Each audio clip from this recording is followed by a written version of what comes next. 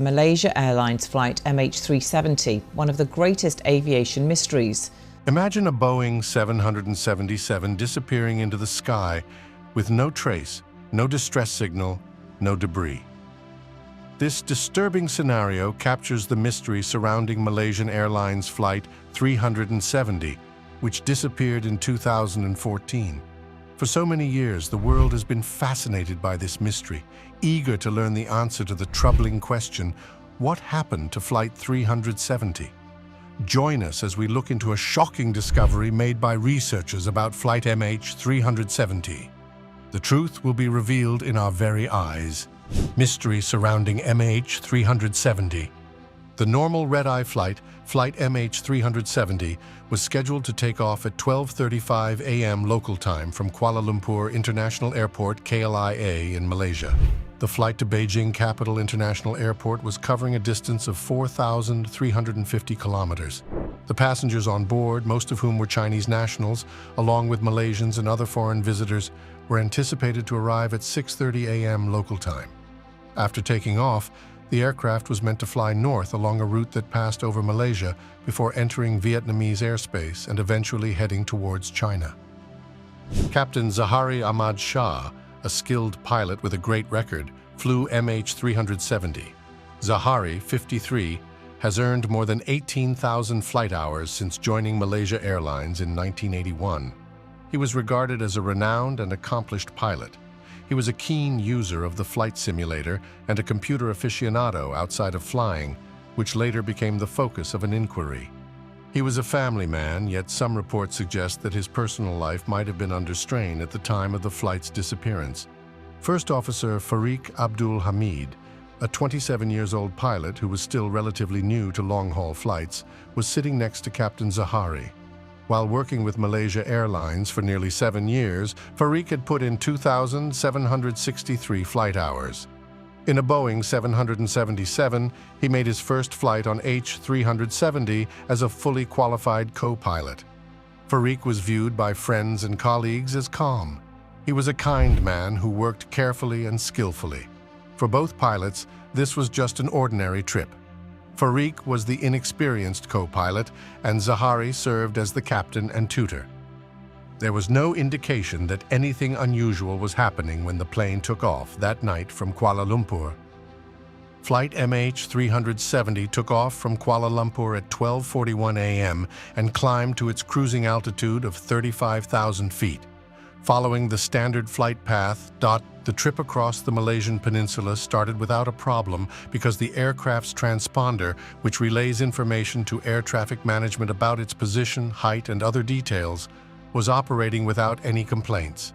As MH370 approached the Ho Chi Minh City border with Malaysia, it was handed over to Vietnamese air traffic control. At 1:19 a.m., the plane's last communication was received. "Good night" by Captain Zahari. This route sign-off marked the last time anyone heard from the plane. Shortly after the sign-off, something unexpected happened. MH370's transponder failed just before the aircraft was ready to enter Vietnamese space, leaving it almost invisible to civilian radar. This was 2 minutes after the last communication at 1:21 a.m. Immediately turning off course, the aircraft passed through the Malaysian peninsula on its way back and turned left. One important area of question is this turn.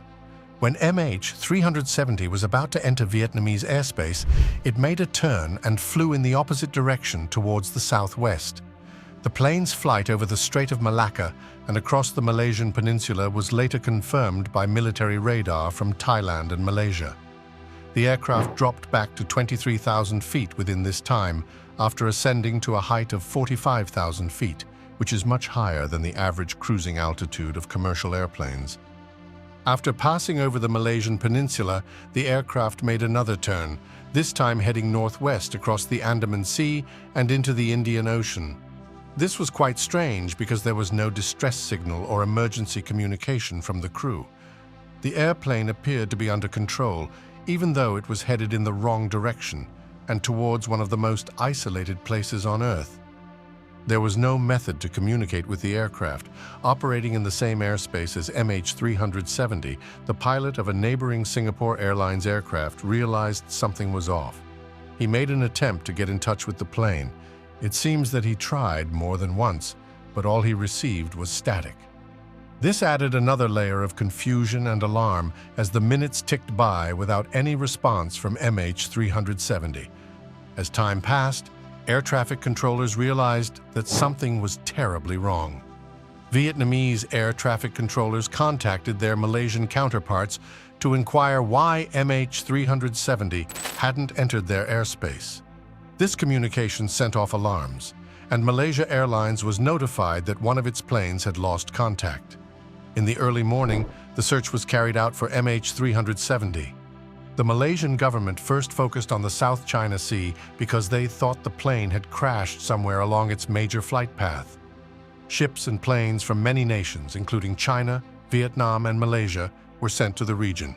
But nothing turned up, and the mystery became larger as the hours turned into days. A few noteworthy eyewitness accounts added a sense of urgency and worry to the search during the first chaos. Early on March 8, a fisherman near Kota Baru, Malaysia, reported seeing what he described as an unusually low-flying plane. He said that the lights on the plane were flickering and that it was flying erratically.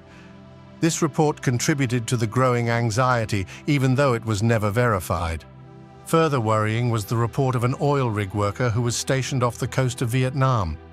That night, he claimed to have seen a bright, burning object in the sky, which he took to be a burning plane. Vietnamese investigators searched the area where the worker claimed to have seen something, but they were unable to locate any wreckage or evidence related to the incident. The hunt for missing Malaysia Flight MH370 covered vast ground in the southern Indian Ocean. Many nations sent planes and ships to search a wide area of the ocean for remains. Weeks passed after these efforts were made with no results. The dangerous circumstances in the Indian Ocean and the distant location of the place made the search extremely difficult. Only a few pieces of trash came up on beaches throughout the western Indian Ocean in the months and years after the disappearance. These included parts of a wing and interior panels that may be positively recognized as belonging to MH370. Despite not yet knowing the precise location or cause of the accident, investigators concluded after finding this wreckage that the jet had crashed into the ocean. Could eerie eyewitness reports of a low-flying plane and a burning object in the sky hold the key to solving the mystery of Flight MH370? Let's explore the chilling accounts that left investigators and the world puzzled. The surprising enigma of Flight MH370. Shortly after MH370 disappeared from radar screens, a flurry of witnesses testified that they had heard or seen anything strange. Among these accounts, fishermen from Indonesia near the island of Sumatra claimed to have seen a big aircraft flying abnormally low over the water early on March 8. A few of the fishermen reported seeing an airplane that appeared to be swerving off course and hearing a loud noise, similar to an engine backfiring. Since their reports depicted a location that was much outside of the plane's intended flight path, people were immediately skeptical of them. However, these accounts added credence to the theory that, after going off radar, the plane might have strayed far from its intended course. The concept that MH370 could have been flying low over the waters of the Malacca Strait gave investigators reason to assume that the pilots were actively moving the aircraft. However, it's unclear if these actions were premeditated or a reaction to an emergency. 3 months after MH370 disappeared, in June 2014, a British woman named Catherine T. published a new account that further complicated the situation. When the jet vanished, T was cruising across the Indian Ocean when she saw what she described as a huge aircraft surrounded by a column of smoke and followed by what appeared to be burning debris. She remembered what had happened the night MH370 vanished, even if at first she wrote it off as a separate incident. Her story gained traction when authorities began focusing the search efforts in the southern Indian Ocean. If T's account were accurate, it would suggest that the plane might have caught fire or suffered some form of catastrophic failure while still in the air. Her story, like many others, was not proven, which further added another doubt to an already confusing web of reports. Strong conjecture was fostered by the fishermen's and T's testimonies as well as other tales. Notwithstanding their discrepancies, these eyewitness accounts demonstrated that Flight MH370 had evolved from an aviation mishap to a worldwide enigma that begged more questions than it answered. Finding the missing airplane required increasing amounts of resources as the MH370 inquiry went on. On March 15, 2014, the British satellite company Inmarsat made a crucial announcement. Their analysis of satellite data revealed that after the plane's communication systems had been disabled, the aircraft had continued to ping a satellite. Though to a very limited extent, these handshakes between the aircraft and the satellite enabled Inmarsat to track the plane's whereabouts. Through the examination of these satellite pings, Inmarsat was able to ascertain that the aircraft had flown along one of two potential routes, one that ran northward towards Central Asia and the other that headed southward into the vast, uninhabited southern Indian Ocean. The northern corridor was ruled out by further research, and focus shifted to the southern Indian Ocean, one of the most dangerous and isolated areas on Earth. How the investigation was conducted depended heavily on the information provided by Inmarsat. It showed that the aircraft had most likely ran out of fuel somewhere in the southern Indian Ocean, but it also revealed that the plane had continued to fly for a number of hours after losing touch with air traffic control. This discovery led to a huge search operation in the waters west of Australia, where the plane was presumed to have gone down. Even with the wealth of satellite information that Inmarsat offered, there were challenges that hindered the search for MH370 from the beginning. The region where the aircraft was thought to have crashed covered tens of thousands of square kilometers of open sea. Ships and search aircraft plied the area looking for wreckage, but the search was impeded by choppy waters, unfavorable weather, and the sheer size of the search area. The first theory that investigators consider is that the plane might have deliberately ditched into the water, which would explain why there isn't any debris in the early aftermath of the disappearance. Nevertheless, the hypothesis that the aircraft had run out of fuel and plunged into the ocean gradually took precedence over this explanation. It was first unclear why there was no wreckage, but a number of experts suggested that the plane may have sunk nearly completely, leaving minimal floating wreckage on the surface. As the search continued, several countries in the region reported that they believed the plane had crashed into the southern Indian Ocean. Because the northern corridor crossed heavily inhabited areas and was thought to be extremely unlikely, investigators concentrated all of their efforts on the southern search area. This was indeed the right assumption, as evidenced by the discovery of MH370 debris on the shores of islands in the western Indian Ocean years later. Following weeks of uncertainty, Malaysian Prime Minister Najib Razak finally issued an official declaration on March 24, 2014, which caused a stir in the aviation industry. Based on Inmarsat's data and further analysis, he stated that MH370 had ended in the southern Indian Ocean. He went on to say that there were no survivors, which devastated the relatives who had been hoping for some kind of update. Anger and sadness coexisted after the announcement. Several of the passengers' relatives refused to accept the conclusion in the absence of more concrete proof, such as the recovery of bodies or sizable portions of the wreckage. Aviation specialists concurred with the satellite analysis, but noted that it would be hard to determine the precise cause of the plane's off-course and disappearance without locating the primary debris. The events surrounding MH370 marked one of the darkest chapters in aviation history, not only because of the loss of life, but also because of the sheer mystery that continues to surround the flight. The loss of MH370, in the opinion of many experts, remains a seminal event that exposed the flaws in contemporary aviation, especially with regard to tracking aircraft over far-flung regions of the globe. With 239 persons on board, the disappearance of Flight MH370 was one of the deadliest aviation events in history. The majority of the passengers were Chinese nationals, although there were also passengers from Malaysia, Australia, and several other countries. This was one of the most emotionally painful occurrences for the families involved because so many lives were lost and there was still so much ambiguity surrounding the catastrophe. Less than a year after MH370, there was another bad accident that claimed more lives than any other Malaysia Airlines airplane disaster. During its journey from Amsterdam to Kuala Lumpur on July 17, 2014, Malaysia Airlines Flight 17 MH17, a Boeing 777-200ER, was shot down over eastern Ukraine. The disaster killed all 298 people, making it even deadlier than MH370.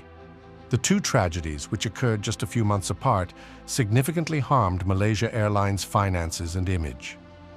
How did two disasters involving Malaysia Airlines occur within months? One of the biggest mysteries in aviation history. And a terrible shoot-down permanently ruined hundreds of families' lives and ruined the airline's future? Let's investigate the cause of Flight MH370's disappearance and the harrowing aftermath. The Flight MH370 lookup. Every day that passed during the long search, which continued well into the year 2000, reduced its chances of finding MH370. In January of 2011, investigators said that they had scoured almost 200,000 square kilometers in the southern Indian Ocean, but they had not found any indications of the missing aircraft. Even after the hunt was called off, many people kept looking for solutions. Then, on July 29, 2015, something miraculous happened. A fragment of wreckage, subsequently recognized as a flaperon from the vanishing Boeing 777, washed up on the French island of Réunion in the Indian Ocean. The search, which took everyone off guard, offered the first concrete proof that MH370 had, in fact, crashed into the ocean. More wreckage was found over the course of the following 18 months, dispersed around the western Indian Ocean. Debris covered the shores of several countries, including Mozambique, Madagascar, and Mauritius. It was confirmed that 17 out of the 27 debris fragments came from MH370. Two aircraft parts in particular had evidence of a high-speed impact, suggesting that the aircraft ran out of fuel and plunged into the water. Some details of the wreckage, meanwhile, remained unclear, especially in regards to the last seconds of the flight and whether the aircraft was in control when it crashed into the ocean. The search still continued while officials examined the wreckage in an effort to have more knowledge about the collision. The Malaysian government declared in January 2017 that the hunt for Malaysian Airlines Flight MH370 would be halted, following nearly 3 years of investigation. This decision was made after search teams had exhausted all leads and considerable efforts had failed to produce any more clues. A devastating blow was inflicted to the relatives of those on board who had been hoping for closure. Although the official hunt for MH370 had come to an end, there was still much more to be found. The task of finding the missing aircraft was taken on by a US-based private firm named Ocean Infinity at the starting of 2018. Ocean Infinity used a fleet of advanced underwater drones to scan the ocean floor in areas that had not been previously searched. The company's plan was to use these drones to cover more ground more quickly than they have in the past. As the search restarted in some of the most isolated parts of the Indian Ocean, hopes were rekindled. But despite everything they tried, Ocean Infinity's search came up empty. The company said in May 2018 that it had not found any evidence of MH370 and has stopped the mission after several months of inquiry. It was a dreadful ending for all concerned, especially the families who had once again been kept in the dark. Later that year, the Malaysian Transport Ministry released a final report on the disappearance of MH370. The report offered no new conclusions about the plane's fate, but it did provide some critical details about the investigation. According to the report, there were strong clues that the plane had been deliberately steered off course. Since the jet started spinning quickly several times, the police believed that someone may have taken control of it in the cockpit. However, the absence of a single suspect raises doubts about the true fate of MH370. Since MH370 vanished, Many theories of what might have happened have been put up. Investigators briefly evaluated a Thai guy who had purchased a last-minute ticket for the aircraft as one of the suspects. At first, the authorities thought the man might have been part of a plan to hijack a vehicle, but Interpol soon ruled him out as a suspect. Similar concerns were aroused by two Iranian nationals who were traveling using passports that had been stolen, which sparked rumors that terrorism may have been involved. Officials from Malaysia, including National Security Chief Ahmad Zahid Hamidi at the time, verified that the two individuals traveling to Europe on stolen passports were asylum applicants. Investigators came to the conclusion that their attendance on the trip was probably unrelated to the loss of the jet because they had no known links with terrorist groups. But when it became known that travelers had been using fictitious passports, many began to wonder if MH370 had fallen victim to criminal activities. As the inquiry continued, other theories from pilot suicide to technical failure became apparent. Experts who cited data from Captain Zahari Ahmad Shah's home flight simulator, which displayed paths comparable to the plane's actual trajectory, conjectured that Shah may have deliberately wrecked MH370. As there is no serious proof has been provided to link Zahari to the crime, this theory is still debatable. The secret surrounding Flight MH370 had a long-lasting on global collaboration and aviation safety. New rules to force aircraft to report their roles more often while flying over rural areas have been presented in the years since the plane disappeared. There have also been requests for improved communication between ATC centers and for more sophisticated technologies to track aircraft in real time, especially over oceans where radar coverage is scarce. The search for Malaysia Airlines Flight MH370 has been one of the biggest and most complex undertakings in aviation history. Every new piece of evidence, from the signals intercepted in the Indian Ocean to the debris found strewn across far-off coasts, has contributed to the mystery rather than resolved it. The relations of those on board hold out hope for answers even after the official search has concluded, and the mystery surrounding the disappearance of Malaysia Airlines Flight MH370 continues to captivate people worldwide. It continues to be seen if the whole tale of what happened that night will ever be uncovered, but even years after the jet vanished, many are still looking for the truth. How did this aviation mystery not only reshape global flight safety, but also leave us with more unanswered questions about that fateful night? Let's explore. A ghost in the sky. Both the Malaysian and American governments conducted thorough investigations into the passengers and crew of MH370 as soon as it vanished. In particular, the authorities wanted to know if any of the people were connected to terrorist groups or other illegal activities that could account for the plane's abrupt disappearance. In the days and weeks that followed the tragedy, every passenger was thoroughly inspected, and their backgrounds were thoroughly looked into. The report that came out of these investigations contained nothing very suspicious. None of the passengers had any known ties to extremist groups, and there was no evidence linking their actions to terrorism. Even so, this did little to ease the growing fear. Flight engineers and aviation experts speculated about possible consequences, suggesting that someone on board may have intentionally tampered with the plane's systems. One notion put forth by a flight engineer concerned the likelihood of a hijacking by someone who was familiar with the intricate workings of the Boeing 777. The plane's abrupt departure from its intended route and the fact that the transponder was turned off, rendering it undetectable to civilian radar, added credence to this notion. When the media started making assumptions about a Russian passenger on the airplane, the notion gained more currency. Numerous others speculated that he has the technological expertise to commandeer the aircraft. However, this notion was not supported by additional studies, and attention progressively moved away from any one person. This was heightened by reports that, in the hours and days following the flight's disappearance, the phones of some passengers still seemed to be ringing. Family members of the missing passengers recounted their heartbreak when, after repeatedly calling their loved ones, they heard the phones ringing rather than going straight to voicemail. This meant that the travelers might be alive and that they might be held captive or on a remote island, yet telecom specialists were pleased to provide more sound responses. They explained that sometimes, due to network delay or other technical reasons, phone may ring even when the person on the other end is not reachable.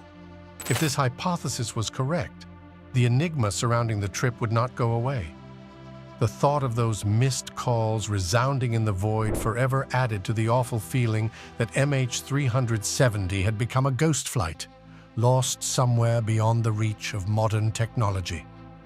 As further information regarding the flight path became available, the disappearance of Flight MH370 took on an even more enigmatic quality. The fifth chapter of the book, The Disappearance of Flight 370, examines this strange path adjustment and argues that it was probably done on purpose.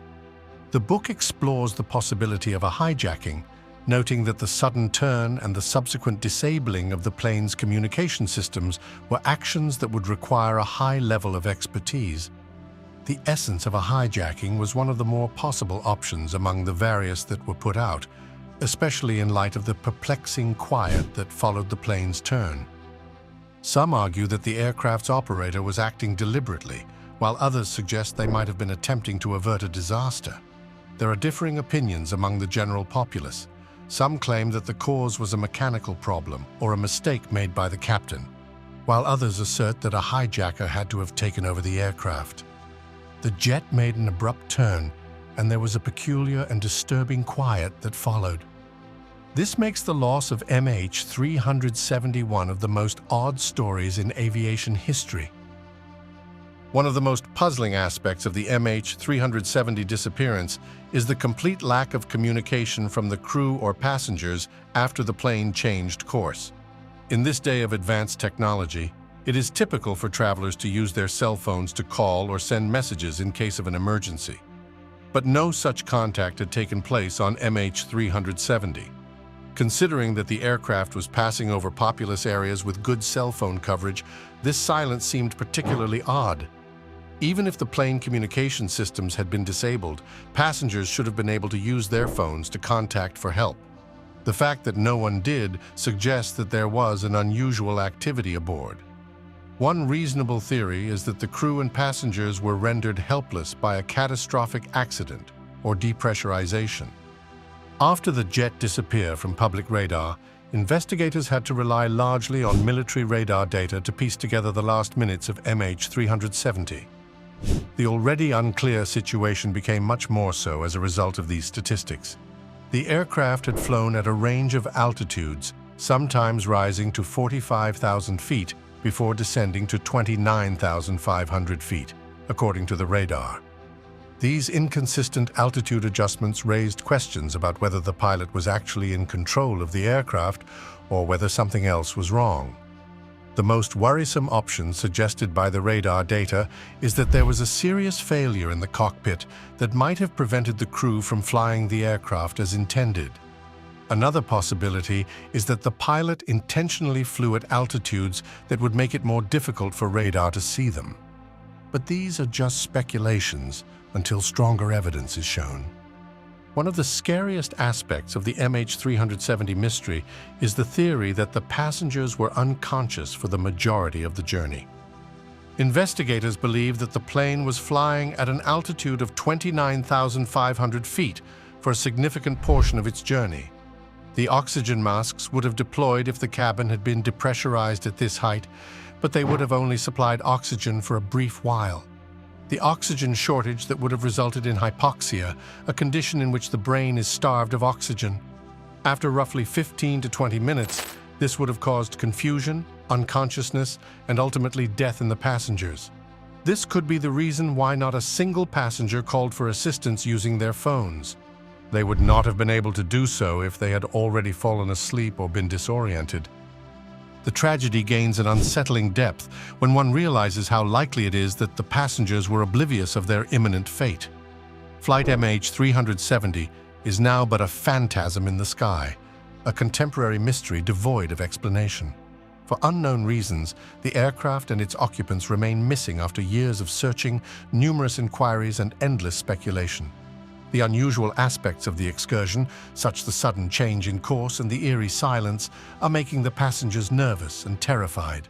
Although some debris they have found some, It has only served to continue the mystery by never offering clear answers regarding what really transpired that terrible night. As the public interest in the MH370 mystery has only grown over time, investigations into the enigma are currently ongoing. Whether the plane will ever be found or not is a question that may never be answered. Thanks for watching. Please subscribe to our channel, leave a comment, and like this video if you would want to receive more updates. While you're still here, click the video showing on your to see more amazing content.